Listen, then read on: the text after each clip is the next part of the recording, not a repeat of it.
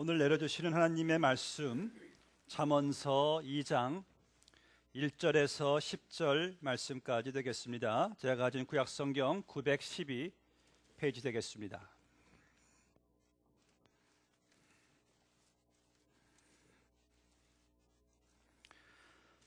하나님의 말씀입니다.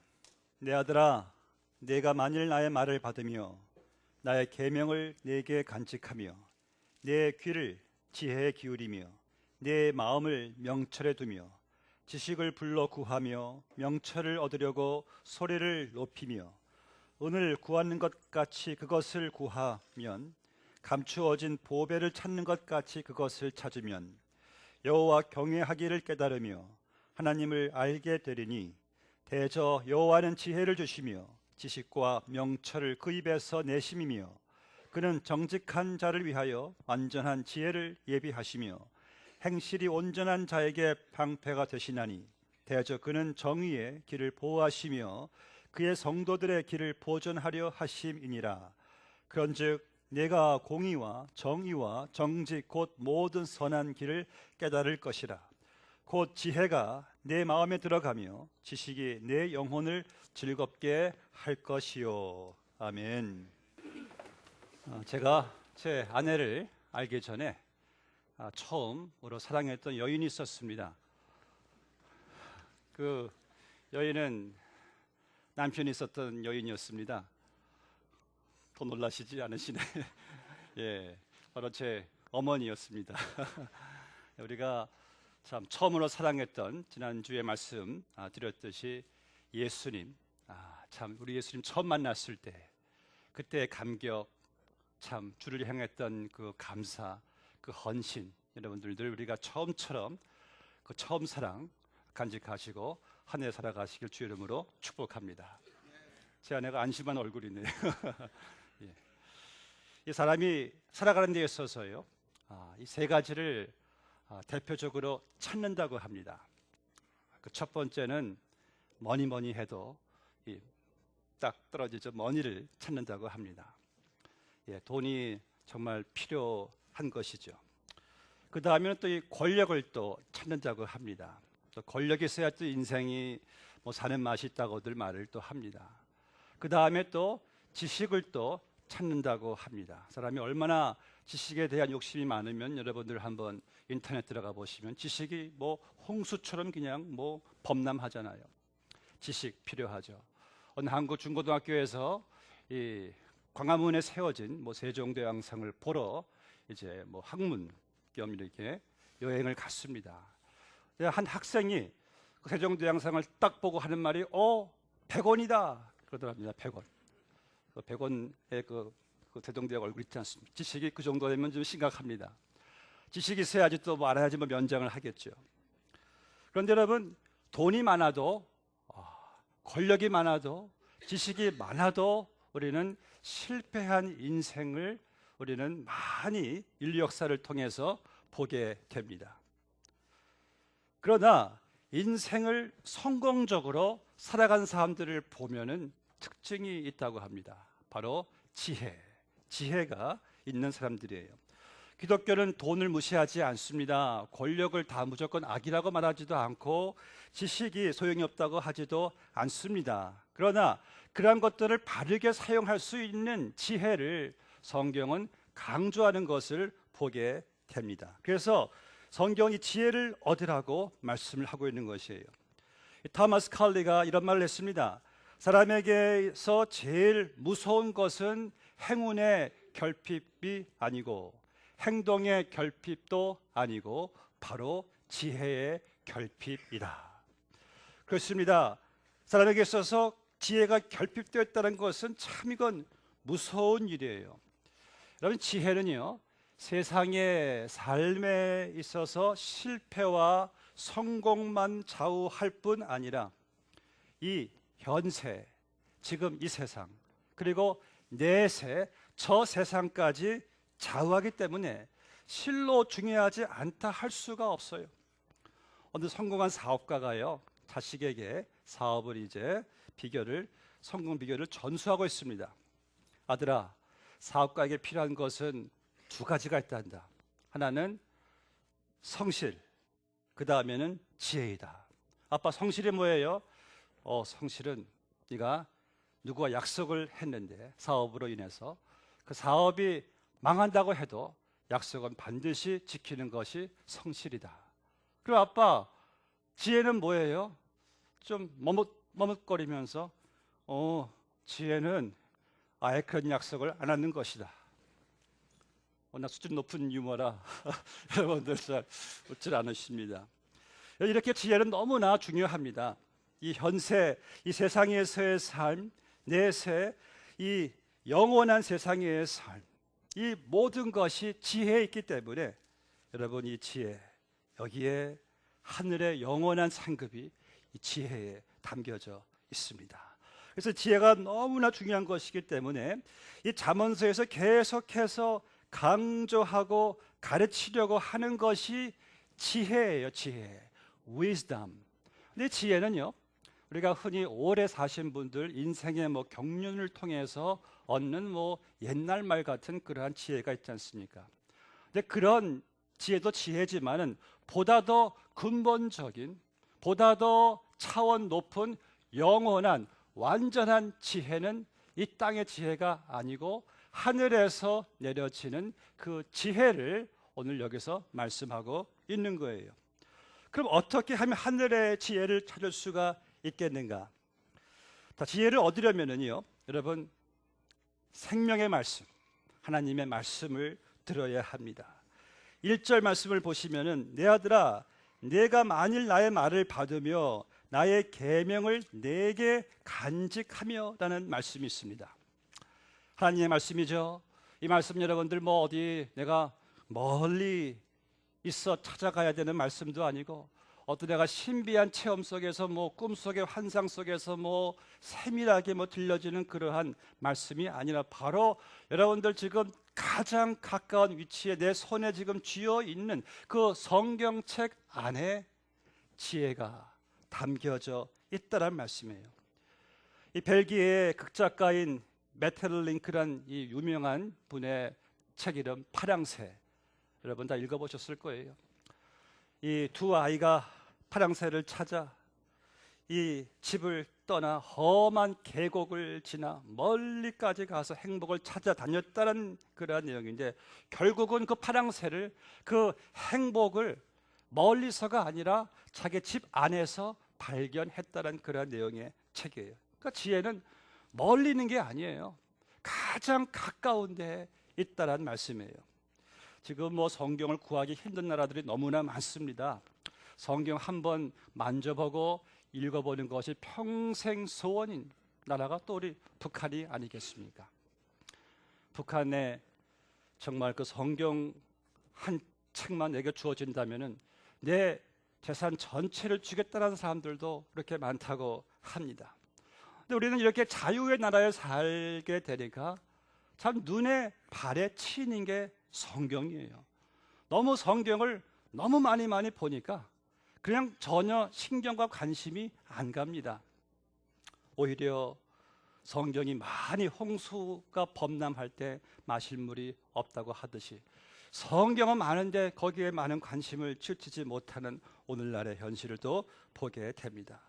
여러분, 내 삶을 바꾸고 내 운명을 바꿀 수 있는 하나님의 말씀이 바로 가까이 주어져 있음에도 불구하고 이 말씀과 상관없이 삶을 방황하고 있는 사람들을 우리가 보게 됩니다. 여러분은 그러면은 지금 성경과 나의 거리는 어느 정도가 될까요?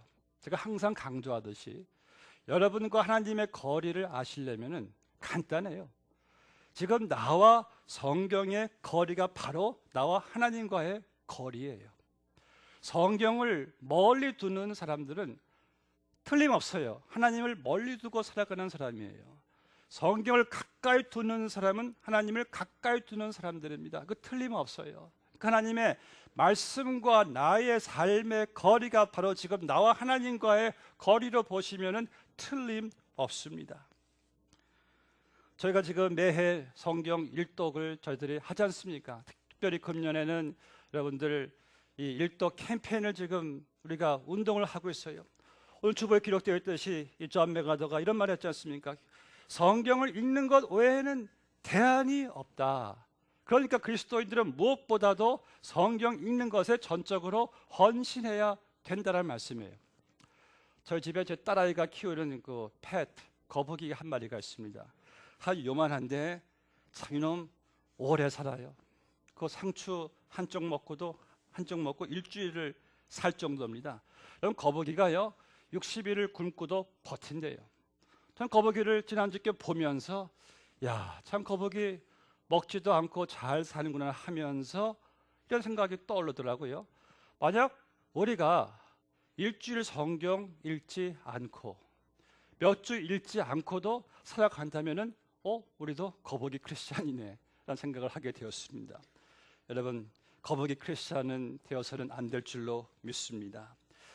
통계적으로 대부분의 성도들이 성경 전체를 읽어본 적이 없다고 합니다.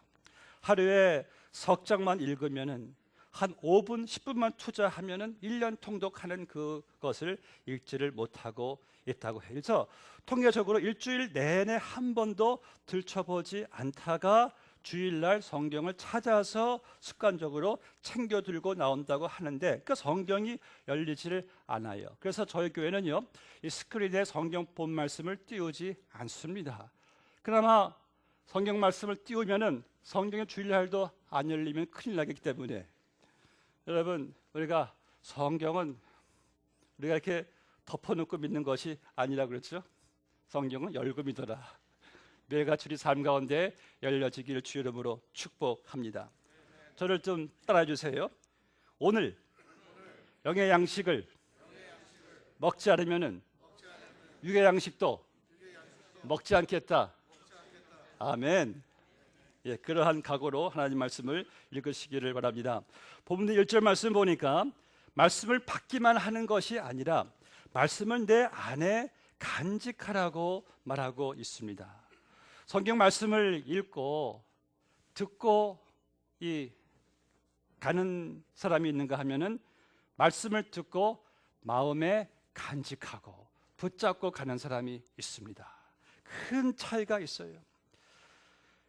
여호수아 1장 8절에도 이 율법 책을 내 입에서 떠나지 말게 하며 주야로 그것을 묵상하여 그 가운데 기록한 대로 다 지켜 행하라. 그리하면 내 길이 평탄하게 될 것이라 내가 형통하리라.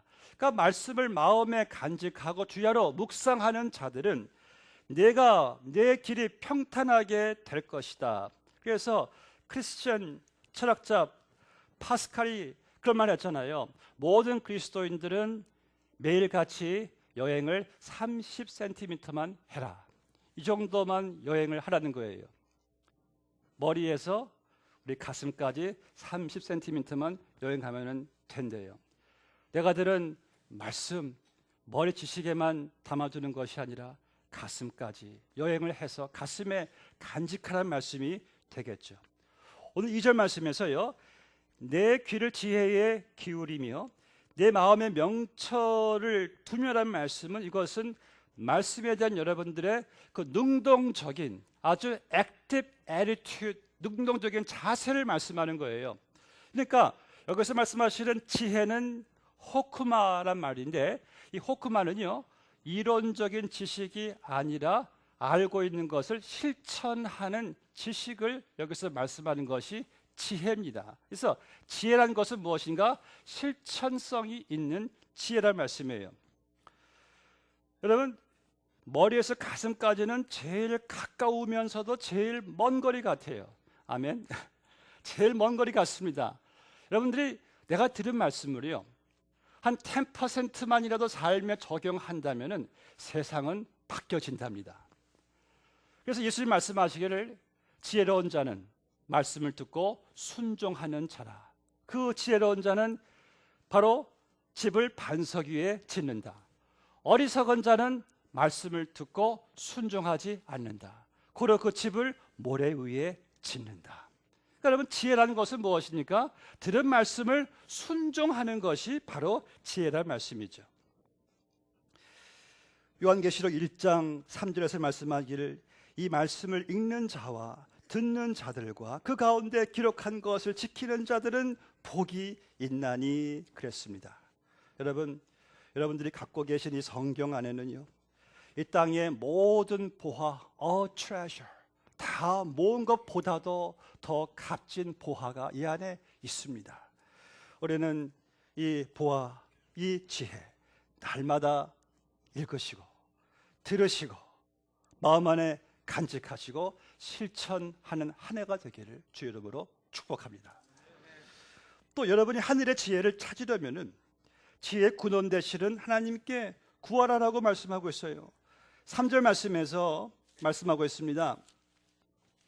지식을 불러 구하며 명철을 얻으려고 소리를 높이며.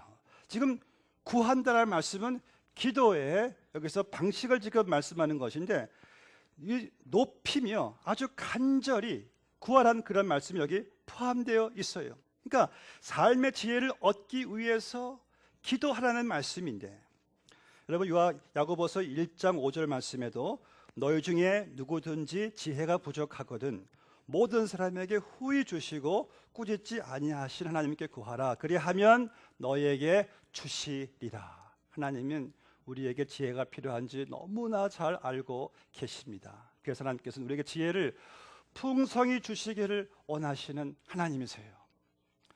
이제 솔로몬이 왕이 됐습니다. 워낙 다윗이 통치를 너무 잘했어요. 그런데 다윗의 그 휴 안에 솔로몬이 필한다고 생각하니까 얼마나 그 어린 솔로몬이 두려웠겠습니까? 하나님 꿈에 솔로몬에게 나타났어요. 내가 너에게 무엇을 주기를 원하느냐? 내가 너에게 돈이 많기를 바라느냐? 네가 오래 살기를 바라느냐? 네가 막강한 세력을 갖기를 원하느냐? 솔로몬이 주의 어린 종에게 지혜를 주시옵소서. 지혜를 가지고 분별력을 가지고 하나님 백성을 다스리게 하소서. 하나님이 네가 다른 왕들처럼 금, 은을 구하지 않고 말을 구하지 않고 세력을 구하지 않았으니 내가 너에게 구하지 않은 것도 다 내가 너에게 줄 것이다. 하나님 마음을 흡족하게 했어요. 예수님 말씀하시기를 너희는 먼저 그의 나라와 의를 구하라 그리하면 이 모든 것을 내가 너희에게 더하시리라. 지혜의 가치를 아는 자들을 하나님께서 귀하게 보시는 거예요. 오늘 여러분 설교 제목이 뭡니까? 지혜의 가치.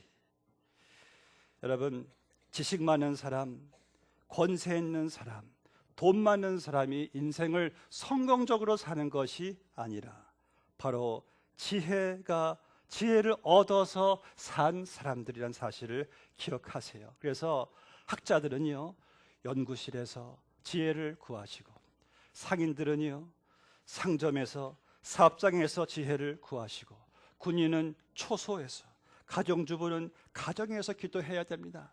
에브라함 링컨 대통령은요 집무실에 들어가기 전에 하루 2시간 기도했다는 유명한 이야기가 있습니다. 한나라의 대통령도 기도가 필요합니다. 그래서 우리는 지혜를 얻기 위해서 소리 높여 기도하는 것이 필요해요. 오늘 또 찬양대의 찬양 딱 맞아 떨어져요. 그냥 목마른 사슴이 시내를 갈급하듯이 우리도 목마른 사슴처럼 지혜를 갈급해야지만 하나님께서 지혜를 주시는 게 아니겠습니까?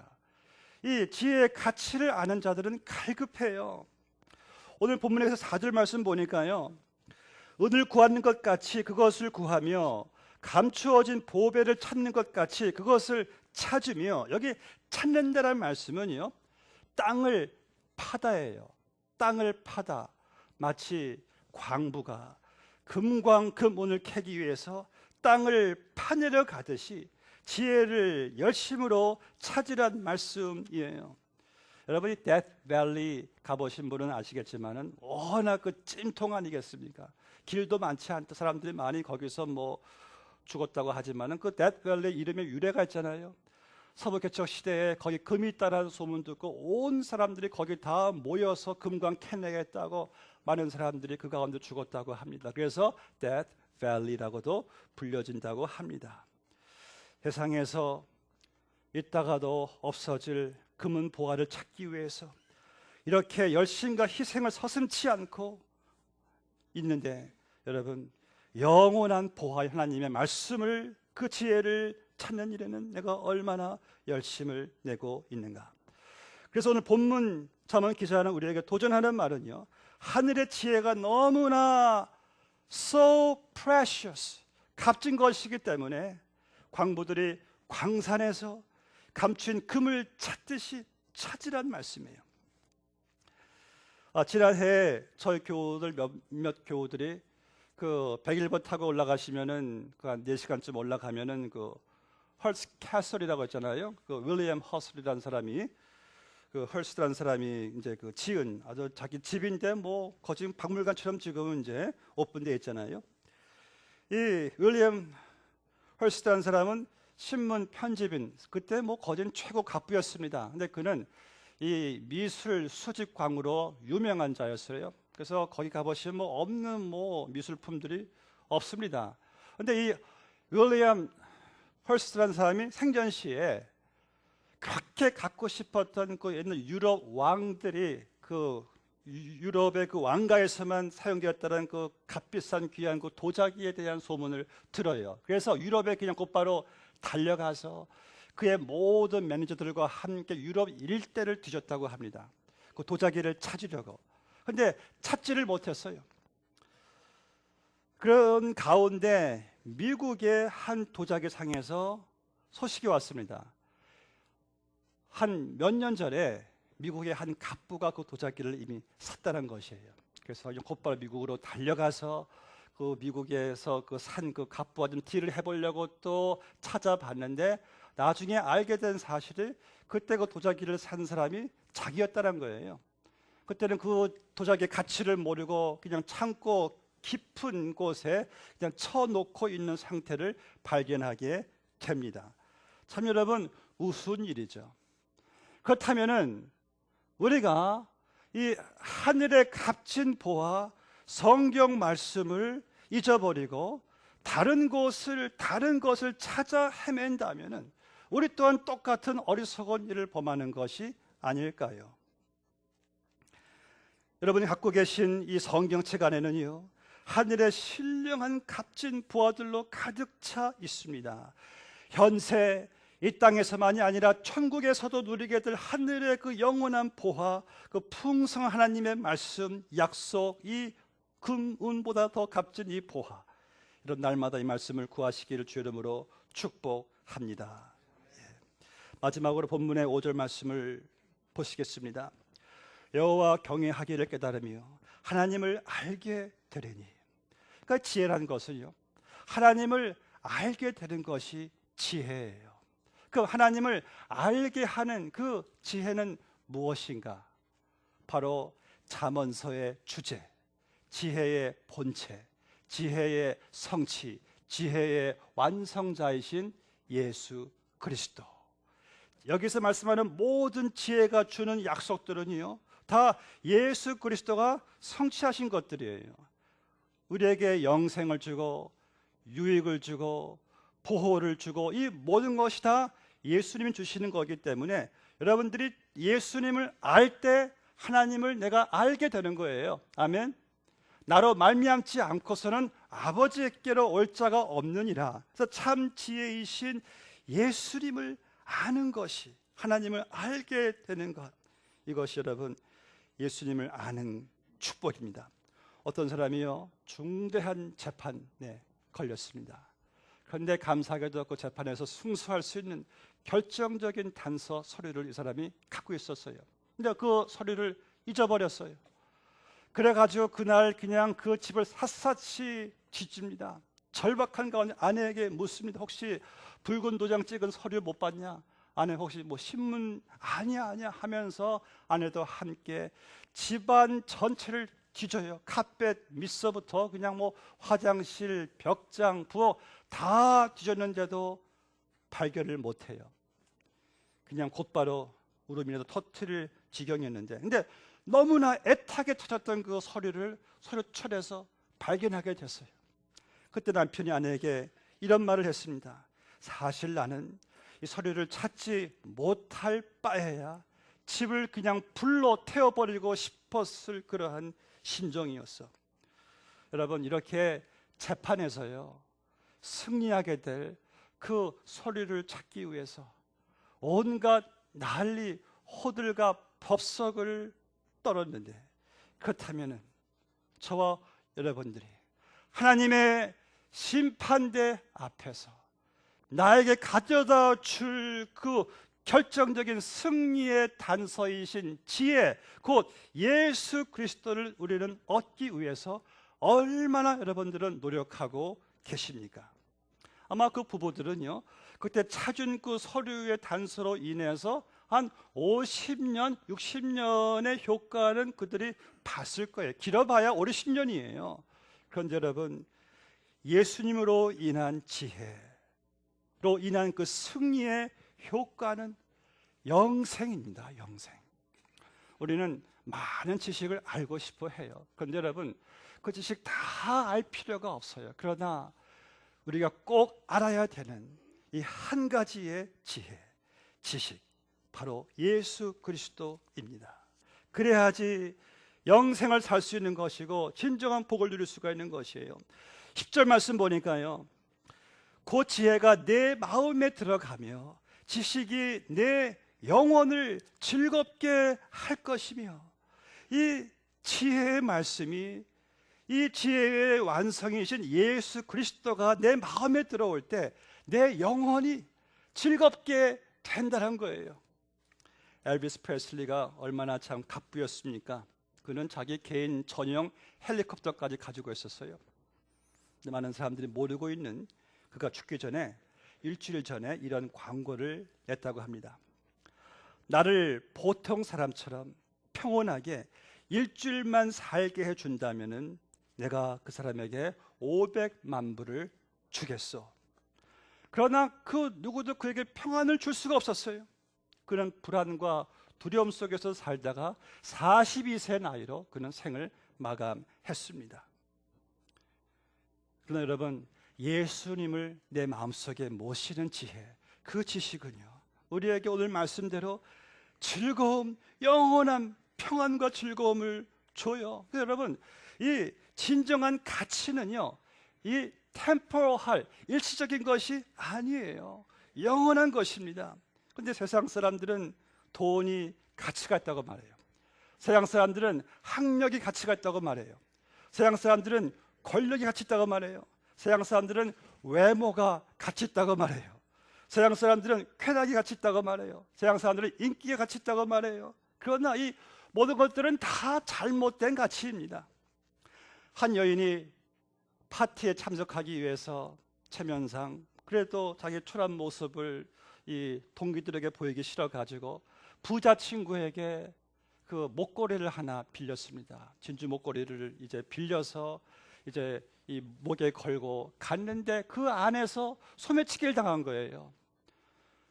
너무 절망한 상태 속에서 남편과 함께 그 진주 목걸이 똑같은 것을 다시 친구에게 돌려주기 위해서 먼저 친구를 볼 수가 없으니까 집을 먼 타주로 이사를 갔다고 합니다. 그래서 거기서 20년 동안을 똑같은 그 목걸이를 사기 위해서 그 불철주야 막노동판에서 일을 하면서 고생을 하면서 맛있는 음식도 먹지 못하고 아름다운 옷 한 벌 사입지 못하는 가운데 드디어 그 진주 목걸이를 사게 됐어요.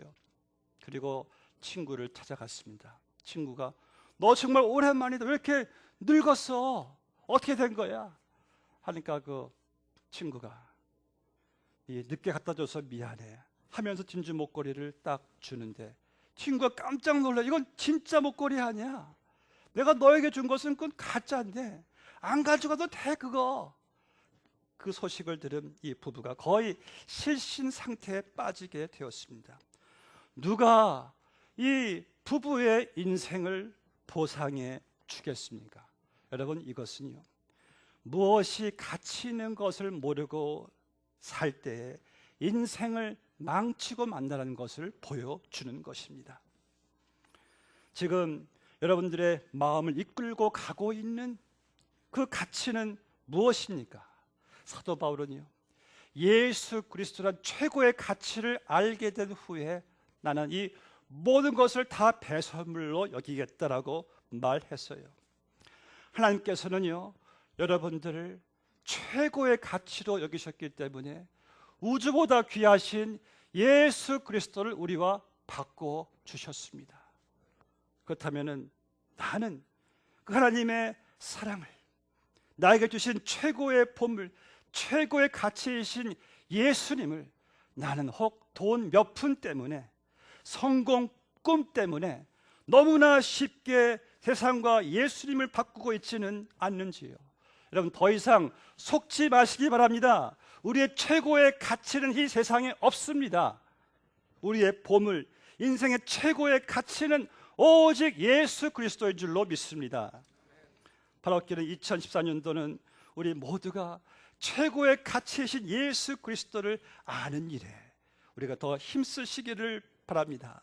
날마다 말씀 읽고 듣고 기도함으로써 참 지혜이신 예수 그리스도를 아는 지식 가운데 여러분 더 성장되시기를 주의 이름으로 축복합니다.